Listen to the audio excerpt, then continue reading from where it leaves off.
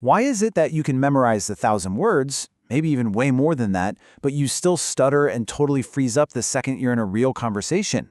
It's literally the worst feeling. We've all been there, right? You've got the vocabulary locked away in your brain, but a 3-second stutter just completely derails a job interview or a first date. It's a painful reality, and it happens to so many of us. Beyond translation, mastering the direct connection. That's what we're digging into right now. Because the truth is, achieving true fluency doesn't actually require memorizing more vocabulary at all. What it requires is a completely different neurological wiring. So, the hidden fluency paradox and why more grammar rules just won't save you.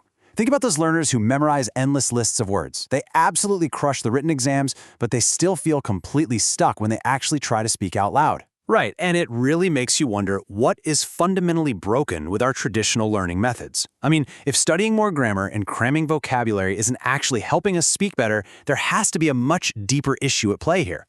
And this brings up the incredibly frustrating response we always get. The problem is you. You need to learn how to think in English. It's the classic excuse language centers throw out when students rightfully complain about stuttering or freezing up. The irony is just wild. They tell you to think in English, but they never actually teach you how to do it. They just drop that line and blame the student for not magically figuring out the cognitive process all on their own. Exactly. Let's get into the 70% rule and the very real danger of unqualified input.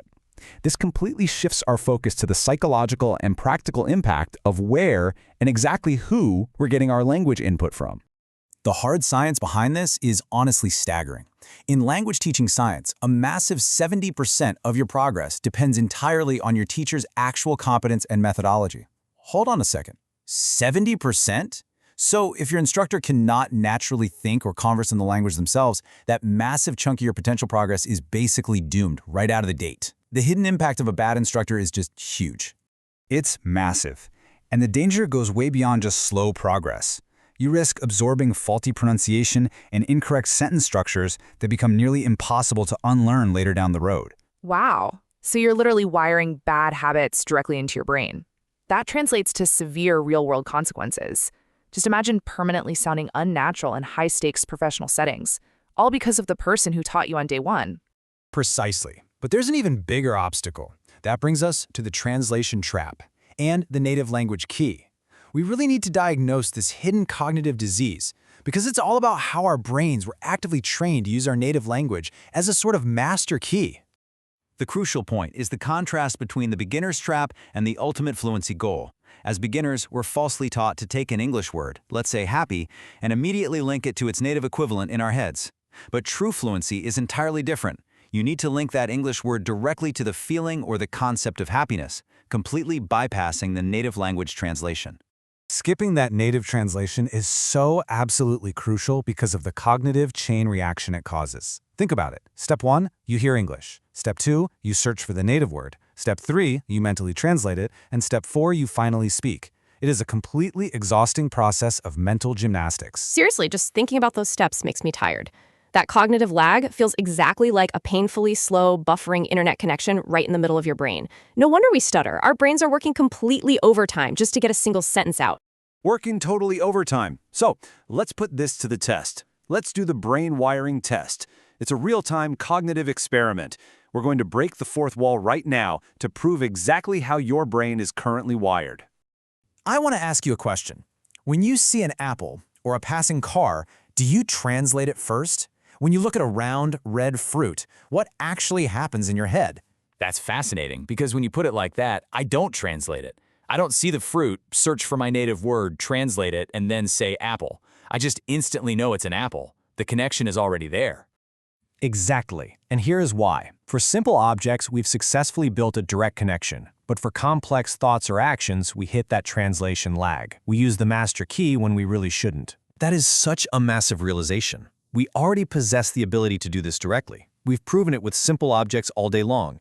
We just haven't trained our brains to apply that exact same direct neurological wiring to complex thoughts. Spot on. So the question is, how do we fix it? By emptying your cup. It's the ultimate solution to fluency. We are pivoting from the cognitive problem to the philosophical cure needed to completely rewire your brain. It all comes down to this famous philosophical saying: Empty your cup so that it may be filled. To achieve true fluency, you have to completely abandon those old, traditional ways of memorizing translated vocabulary lists. You literally have to empty out the bad habits. And the real solution is learning English through English via full contexts and visual aids. That is a real game changer. You're forcing the brain to adapt by putting it in full native contexts without leaning on any native translation at all. It's the only way to unlock natural speech. You just have to jump in without the safety net of translation. Exactly right. There's a strict 3-step action plan to get you there. Number 1, stop translating entirely. Use pictures or context instead.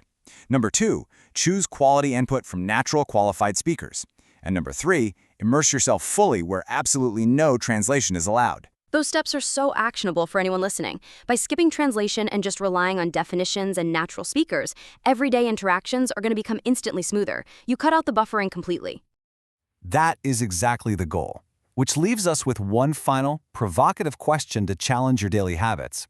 Will you keep translating and buffering, or will you empty your cup today? The choice to rewire your brain is entirely yours.